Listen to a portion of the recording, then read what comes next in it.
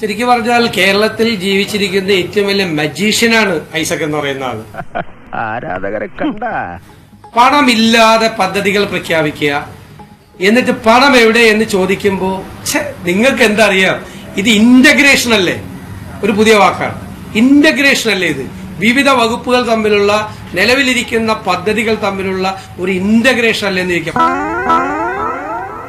പണമില്ല എന്നുള്ളത് ക്ലിയർ ആണ്. അപ്പോൾ ഞാൻ നേരത്തെ പറഞ്ഞു ഡിജിറ്റൽ പ്ലാറ്റ്ഫോം, ഡിജിറ്റൽ ഇക്കോണമി, പുതിയ വാക്കുകളാണ്, നല്ല കാര്യങ്ങളാണ്, നല്ല സ്വപ്ന പദ്ധതികളാണ്. പക്ഷെ അതിന്റെ അകത്ത് വ്യക്തതയില്ലല്ലോ, അതിന്റെ അകത്ത് ക്ലാരിറ്റി ഇല്ലല്ലോ. അതൊന്നും എനിക്കറിയാൻ പറ്റില്ല. ഒരു ഡിജിറ്റൽ പ്ലാറ്റ്ഫോം ഉണ്ടാക്കി ജോലിയില്ലാത്ത, അഭ്യസ്തവിദ്യരായ, തൊഴിലില്ലാത്ത കേരളത്തിലെ ചെറുപ്പക്കാർ അതിൽ പേർ രജിസ്റ്റർ ചെയ്താൽ ഞങ്ങൾ സ്ഥാപനങ്ങളുമായി ബന്ധപ്പെടും. ആ സ്ഥാപനങ്ങൾ വഴി നിങ്ങൾക്ക് തൊഴിൽ തരും. അടുത്ത വർഷം 3 ലക്ഷം പേർക്ക് ഞങ്ങൾ തൊഴിൽ തരും. ഏത് ഡാറ്റയുടെ അടിസ്ഥാനത്തിലാണ് 3 ലക്ഷം പേർക്ക് തൊഴിൽ കൊടുക്കാൻ പോകുന്നത്? ഈ ഫൂളിഷ് ലൈസ് ഒക്കെ എല്ലാവരും വിശ്വസിക്കുന്നു വിചാരിച്ചിട്ടാ? സ്വന്തം ഇഷ്ടത്തിന് തട്ടിവിടുന്നതാണ്. നാക്കെടുത്താന്നേ പറയൂ. കഴിഞ്ഞ പ്രാവശ്യം അധികാരത്തിൽ വന്നു കഴിഞ്ഞപ്പോൾ 25 ലക്ഷം പേർക്ക് തൊഴിൽ കൊടുക്കുമെന്ന് പറഞ്ഞു. ഈ പ്രാവശ്യം എന്തായാലും അത് ഭാഗ്യം, അത് 20 ലക്ഷമായിട്ട് കുറച്ചു അടുത്ത 5 വർഷത്തേക്ക്. ആളുകളുടെ ഇടയിൽ വില മതിക്കാനകത്ത വിലയാ, തേങ്ങാക്കൊലയാ. അപ്പൊ ഇതെല്ലാം ഈ പറയുന്നത് യഥാർത്ഥ ധനസ്ഥിതിയെ മറച്ചു വെച്ചുകൊണ്ട് തെരഞ്ഞെടുപ്പിന് തൊട്ടു മുമ്പായിട്ട് പ്രചരണത്തിന് വേണ്ടി നടത്തുന്ന കാര്യങ്ങളാണ്. ഞാൻ പറയാൻ ആഗ്രഹിക്കുന്നത്, അദ്ദേഹത്തിന്റെ വാക്കുകൾക്ക്, അദ്ദേഹം ബജറ്റിലൂടെ പ്രഖ്യാപിക്കുന്ന പദ്ധതികൾക്ക് വിശ്വാസ്യതയുടെ കുറവുണ്ട്. എന്ത് പറ്റിയടാ? ചായ നെറുകന്തലേക്കറി ബ്ലോക്ക് ആയതാ. കാരണം അദ്ദേഹം കഴിഞ്ഞ 5 വർഷക്കാലത്തെ ബജറ്റ് എടുത്ത് പരിശോധിച്ചാൽ ആർക്കും മനസ്സിലാകും, അദ്ദേഹം പ്രഖ്യാപിച്ചിട്ടുള്ള പദ്ധതികളിൽ നടപ്പാക്കിയ പദ്ധതികളുടെ അതിന്റെ 3 ഇരട്ടി വരും നടപ്പാക്കാത്ത പദ്ധതികൾ.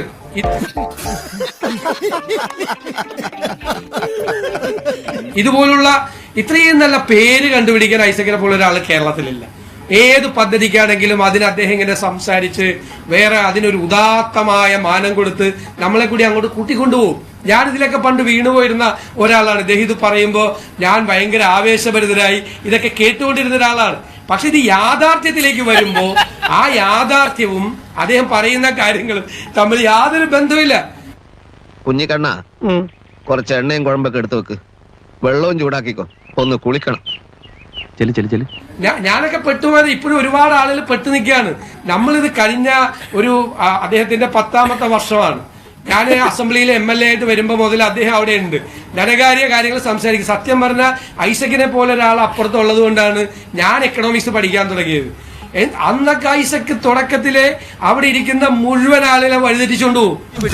ഇവന്റെ കോമഡി കണ്ട പൊങ്കാലായിട്ട് അടിച്ചു കൊല്ലാൻ തോന്നുന്നു, മിണ്ടരുത്. ഇപ്പോഴും നമ്മൾ സൂക്ഷിച്ചിരുന്നില്ലെങ്കിൽ നമ്മളെ വേറെ വഴിക്ക് കൊണ്ടുപോകും. അത്രയും ബുദ്ധിമാനായ, ഞാൻ വീണ്ടും ഒരു വാക്കെടുത്ത് പറയുന്നു, അത്രയും കൗശലക്കാരനായ ഒരു മജീഷ്യനാണ് അദ്ദേഹം. പക്ഷെ യാഥാർത്ഥ്യം ഇതൊന്നുമല്ല. അദ്ദേഹം പറഞ്ഞില്ലേ ഇത് ജെൻഡർ ബജറ്റാണ് എന്ന് പ്രഖ്യാപിക്കും. 2 ജെൻഡർ ബജറ്റ് പ്രഖ്യാപിച്ചു. ഞാൻ കഴിഞ്ഞ പ്രാവശ്യം ചോദിച്ചു, ഞാനിപ്പോ ഇത് നോക്കും എന്താണ് ഇതിന്റെ ഔട്ട്കം. ഞാൻ ചോദിച്ചു, കേരളത്തിലെ പാവപ്പെട്ട സ്ത്രീകൾക്ക് ഒരു പൊതു സ്ഥലത്ത് പോയാൽ അവർക്കൊരു ടോയ്ലറ്റിൽ പോകണമെങ്കിൽ ഒരു ടോയ്ലറ്റ് പോലും പണിതിട്ടില്ല. ഈ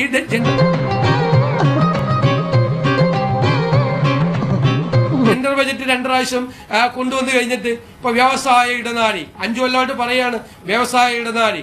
ഇവിടെ നിക്ഷേപകർ വരുമ്പോൾ അവർക്കൊരു എക്കോ സിസ്റ്റം ഉണ്ടാക്കും. അപ്പൊ കണ്ടില്ലേ, ടെക് മഹീന്ദ്ര വരുന്നു, നിസാൻ മോട്ടോഴ്സ് വരുന്നു, ഹിറ്റാച്ചി വരുന്നു എന്ന് പറഞ്ഞു. അവരൊക്കെ വന്നിട്ട് ഓടിപ്പോയ വഴിയിൽ പുല്ലുപോലും മുളച്ചിട്ടില്ല. ശരി, പോട്ടെ, കൂടുതൽ എന്നെ നാറ്റിക്കരുത്. കാരണം ഞാനിപ്പോ ധനകാര്യമന്ത്രിയെ മാത്രം കുറ്റപ്പെടുത്തുന്നില്ല, ധനകാര്യമന്ത്രി അത് പ്രഖ്യാപിക്കുന്ന ആളാണ്. അത് ഇംപ്ലിമെന്റ് ചെയ്യേണ്ട ഗവൺമെന്റിന്റെ ഒരു സിസ്റ്റം വേണം. യഥാർത്ഥ പ്രശ്നം എന്താണ്? യഥാർത്ഥ പ്രശ്നം ബജറ്റ് എന്ന് പറയുന്നത് ആനുവൽ ഫിനാൻഷ്യൽ സ്റ്റേറ്റ്മെന്റ് ആണ്,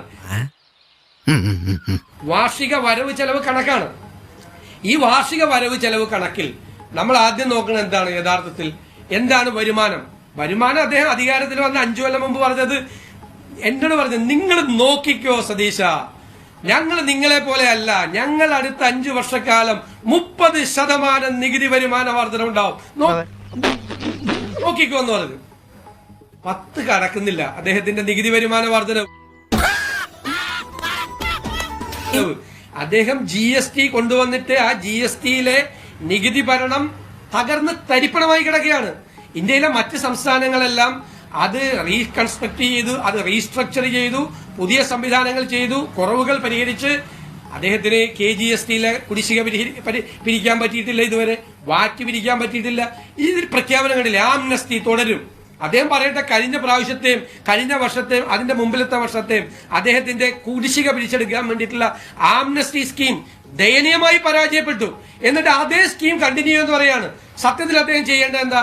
2 ആംനസ്റ്റി സ്കീം എന്തുകൊണ്ട് തുടർച്ചയായി പരാജയപ്പെട്ടു?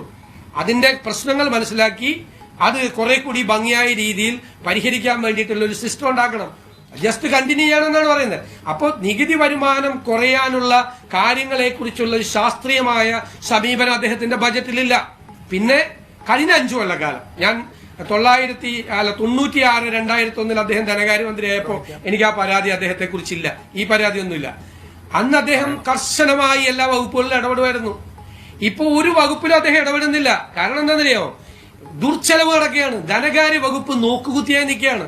അതിന്റെ രാഷ്ട്രീയ കാരണങ്ങൾ ഉണ്ടാവും. ഞാൻ ഐസക്കിന്റെ ആ കാര്യത്തിലേക്കൊന്നും ഞാൻ പോകുന്നില്ല. രാഷ്ട്രീയ അദ്ദേഹം ഇന്റർവ്യൂ ചെയ്യുന്നില്ല അത്തരം കാര്യത്തിൽ. അപ്പൊ ദുർച്ചെലവുകൾ വർദ്ധിക്കുകയും വരുമാനം ഗണ്യമായി കുറയുകയും അതിന്റെ കൂടെ തീർച്ചയായിട്ടും നമ്മളതൊന്നും യാഥാർത്ഥ്യബോധമില്ലാതെ സംസാരിക്കരുത്. പാൻഡമിക് സിറ്റുവേഷൻ ആണ്, മറ്റു പ്രശ്നങ്ങളെല്ലാം ഉണ്ട്. ഇതെല്ലാം കൂടി വന്ന് വല്ലാതെ ഇരിക്കുന്ന ഒരവസ്ഥയിൽ ഈ പറയുന്ന പരിപാടികൾ ഇദ്ദേഹം ചെയ്ത പരിപാടിയെ പറ്റുള്ളൂ. കാരണം പൈസ ഇല്ല കയ്യിൽ, ഇലക്ഷൻ വരാൻ പോകുന്നു. അപ്പോ അതാണ് ഞാൻ പറഞ്ഞത് അദ്ദേഹം ചെയ്ത മാജിക്. ശരി, ചത്താ ഞാൻ നാളെ വരാം. അല്ല, ചത്തില്ലെങ്കിൽ ഞാൻ നാളെ വരാം.